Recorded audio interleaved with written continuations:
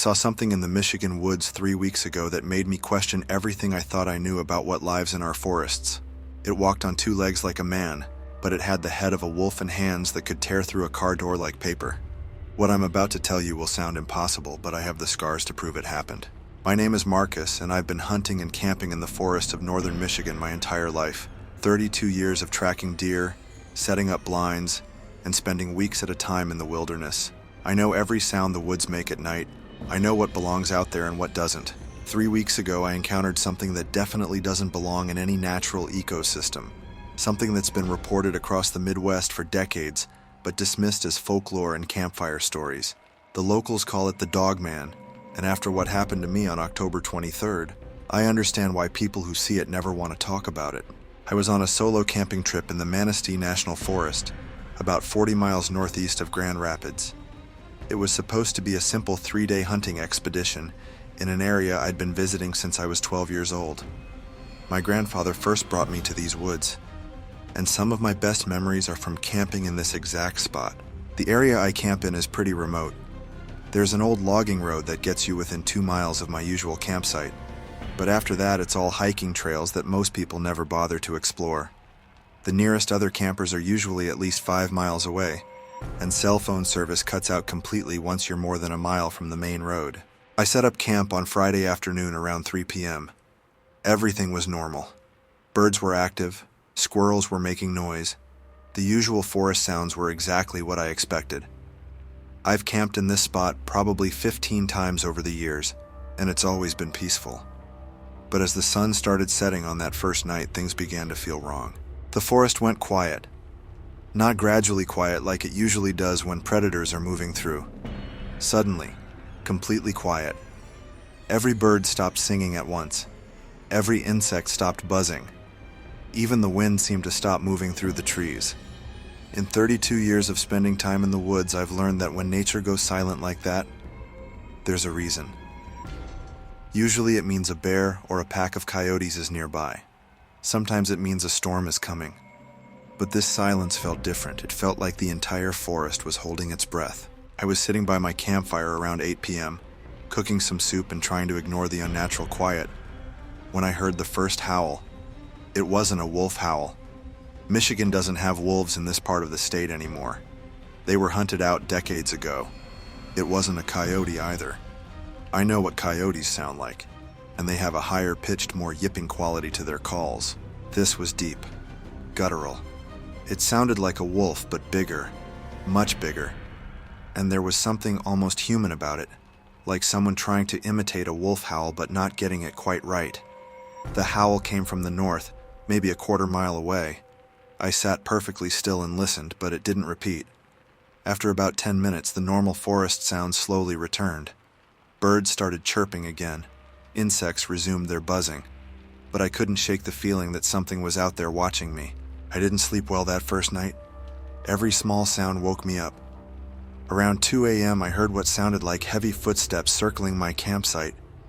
But when I looked out of my tent with a flashlight, I couldn't see anything. The footsteps were too heavy to be a deer and too slow to be a coyote or fox. But I found tracks the next morning that made my blood run cold. They were paw prints, but massive, bigger than any dog I'd ever seen. Each print was about 6 inches long and 4 inches wide, with clear claw marks extending beyond the toe pads. But here's what really disturbed me. They were in a straight line, one directly in front of the other, like a person walking upright. Dogs, wolves, coyotes, they all walk with their paws in more of a side-by-side pattern, because they're moving on 4 legs. These tracks looked like something walking on 2 legs, but leaving paw prints instead of human footprints. The tracks made a complete circle around my campsite, staying about 50 feet away from my tent at all times. Like whatever made them was observing me, studying me, but being careful to keep its distance. I've tracked animals my whole life. I know bear tracks, deer tracks, every common animal track in Michigan. These didn't match anything I'd ever seen. But I convinced myself it had to be some kind of unusual dog, maybe a husky or a malamute that had gotten loose from campers somewhere nearby. I decided to pack up and move to a different camping spot, maybe 5 miles south of where I'd been. The new area was even more secluded, surrounded by thick pine forest with a small clearing just big enough for my tent and a fire pit. Saturday passed without incident. No strange howls, no mysterious tracks. I actually started to relax and enjoy the trip again. I caught 2 decent-sized trout from a stream nearby and had a great dinner cooked over the campfire. By the time I went to bed around 10 p.m., I'd almost forgotten about the weird events from the night before. That was a mistake. I woke up around 1 a.m. to the sound of something large moving through the trees surrounding my campsite. But it wasn't the random crashing sound that bears or other large animals make when they move through dense forest. This was deliberate, controlled, like something that knew exactly where it was going and was trying to move quietly. I lay in my sleeping bag, listening intently. The footsteps were circling my camp again, but closer this time, maybe 30 feet away instead of 50, and I could hear breathing. Deep, heavy breathing that sounded almost like a dog panting, but slower and more controlled. Then I heard something that made me realize I was dealing with something far beyond any normal forest animal. Sniffing. Not random animal sniffing, but deliberate, investigative sniffing. Like whatever was out there was trying to gather information about me through scent. The sniffing sounds moved around the perimeter of my campsite in a systematic pattern, pausing at different points. It was studying me. I grabbed my flashlight and slowly unzipped the front of my tent just enough to peek outside.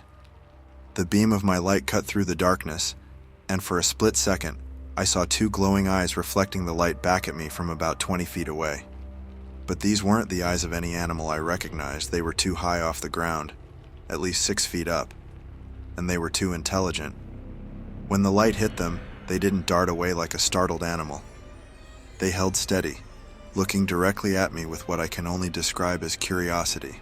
I kept the light on those eyes for maybe 3 seconds before they simply vanished. Not like an animal running away, but like they were there one moment and gone the next.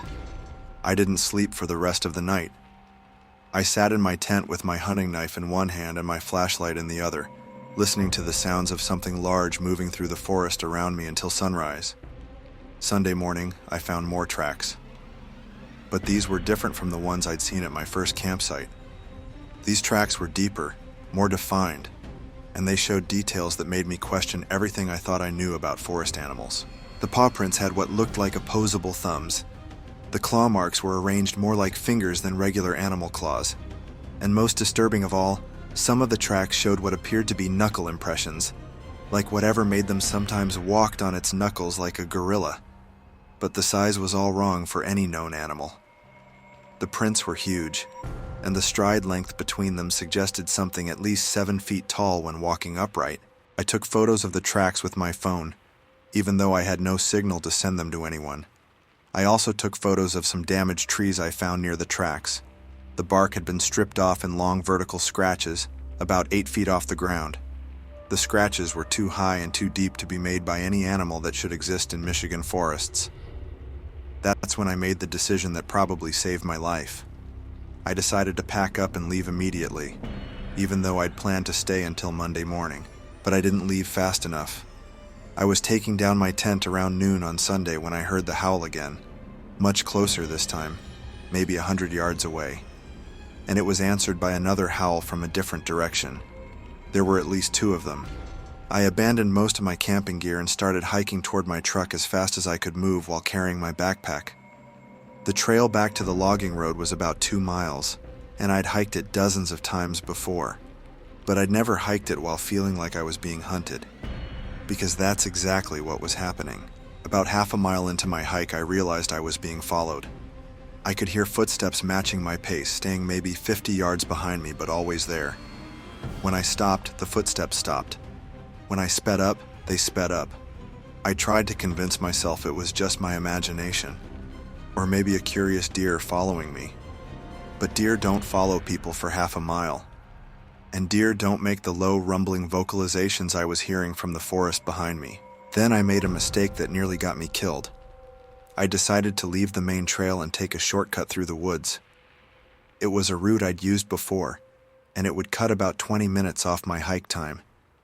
But it also took me through much denser forest with less visibility. I was about 10 minutes into the shortcut when I realized the footsteps behind me had stopped. The forest had gone completely silent again, just like it had on Friday night. But this time, the silence felt predatory. I stopped walking and listened carefully. Nothing, no birds, no insects, no wind in the trees. Just absolute silence. That's when I smelled it.